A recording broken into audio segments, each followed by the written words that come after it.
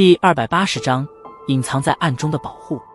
绿荫葱郁的山崖之上，少女缓缓地转过身，凝视着那单膝跪地的绿色人影。半晌后，精致淡雅的脸蛋上浮现许些柔和微笑，轻声道：“1年多了，萧炎哥哥终于走到那里来啊。”望着少女那柔和的俏脸，绿色人影明智地保持了沉默。待得半晌后，前者视线再度聚焦在自己身体上时，他方才缓缓地将这一段时间萧炎的一些大致经历说了出来。站立在山崖边缘，薰儿静静地听着那从人影嘴中蹦出来的一项项惊心动魄的事情，在听得他与2名斗皇强者战斗受重伤的事后，秋水般柔和的眸子中闪掠过许些心疼与诧异。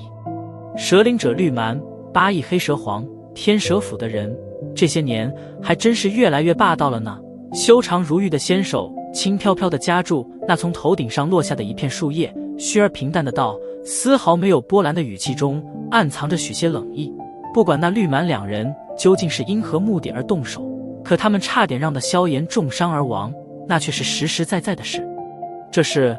日后再找他们算账。不过跟在萧炎哥哥身旁的那位斗皇强者，底细弄清楚了吗？绿色的树叶悬浮在薰儿掌心半寸之处，缓缓翻滚，时而曲卷，时而扭曲。他轻瞥了一眼跪立的人影，微蹙着柳眉道：“经过调查，那人名叫海波东，加玛帝国曾经的10大强者，号称冰皇，实力在斗皇级别左右，精通冰系斗气，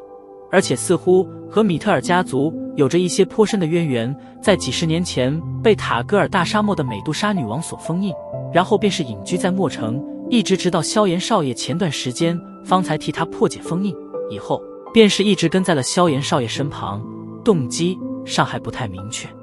绿色人影躬声道：“动机不明。”柳眉轻皱，少女似是有些不满意这般敷衍的回答。不管任何事与她心中的那人搭上了边，她都会立刻变得犹如护犊的狐狸一般，极为敏感与挑剔起来。她不容许这般大的莫名危险，犹如一颗炸弹一般潜伏在萧炎身边。“抱歉，小姐，您也知道，在萧炎少爷的体内有着一个神秘强者的灵魂，至今为止我们没有他的任何情报，可他似乎却是对我们很了解。在灵师跟着萧炎少爷的这段时间，虽然隐秘的极其完美，可按照灵师所传来的信息，在暗地保护萧炎少爷时，那位神秘强者好像仍然发现了他的踪迹，只是对方却并未有别的动作而已，想必是瞧出灵师的用意了吧。”绿色人影苦笑道：“连灵师的行迹都被那人给发现了。”闻言，薰儿明眸间闪过一缕惊诧，轻声喃喃道：“那人究竟是何身份？居然连灵师？若非是萧炎哥哥讨厌别人调查他，定要把那神秘人的身份搞清楚不可。能够具有这般实力，想必以前也不是什么籍籍无名之辈吧？”虽然那神秘人发现了灵师的行迹，不过好在他并未将此告知萧炎少爷，因此萧炎少爷也并不知道，从他离开乌坦城后，小姐便是派了人在暗中保护着他，可这样他就不能感受到小姐对他的一片。绿色人影笑道，然而话还未说完，便是被略微羞恼的薰儿将掌心上的那片树叶给弹射着阻止了回去。瞧得薰儿那略微显得红润的精致脸蛋，绿色人影识趣的不再说话。“记住，一定不能让萧炎哥哥知道这事，我可不想被他说成派人跟踪监视他，他不喜欢这些东西。”俏脸上的娇羞红润缓缓褪去，薰儿旋即正色提醒道：“是。”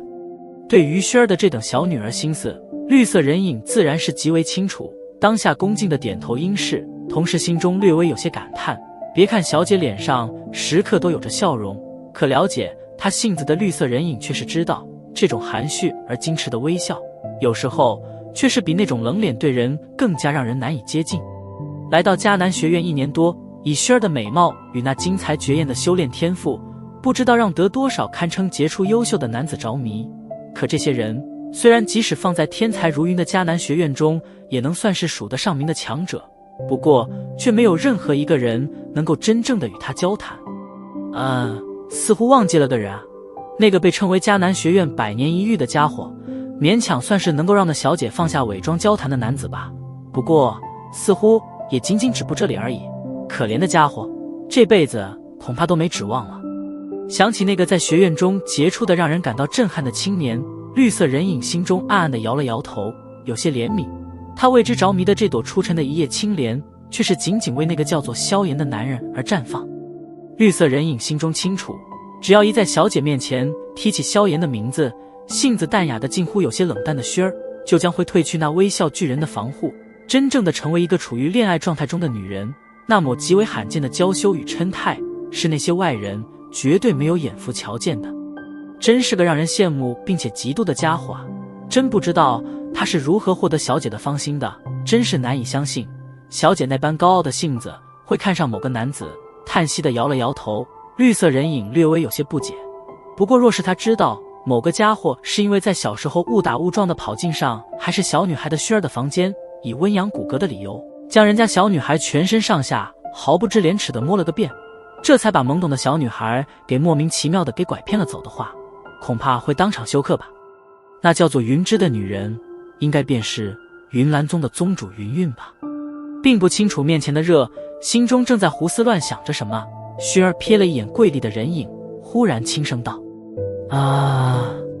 听着这问题，绿色人影略微一滞，根据情报，他自然是能够知道那位叫做云芝的女人和萧炎的关系略微有些不太正常，当下苦笑着点了点头，道：的确是云岚宗的宗主云韵。